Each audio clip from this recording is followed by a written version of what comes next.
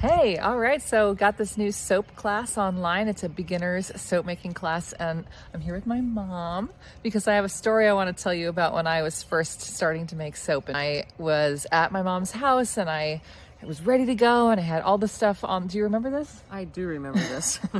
I had like just all the ingredients on the counter. Making cold process soap includes lye, which is caustic, and I'm telling my mom all about it. So, maybe you tell the story from your perspective. Well, from my perspective, looked like she'd read a book and was just where we're going to follow this, and but it was obvious that she'd actually never done it before. You were like, no way are you going to make this caustic stuff on these in my brand new kitchen. Pretty much, yeah. Sorry.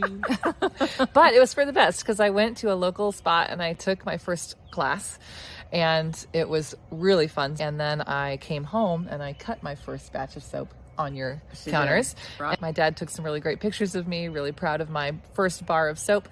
And so the whole reason I bring this up is that it's really great to have instruction when you're starting your soap process. It's best not to go with something out of a book. And the way I've kind of set up this course is for you to really feel empowered. What do you think, Mom? Take this class from her and you too could learn to make wonderful soap. Listen to this. All right.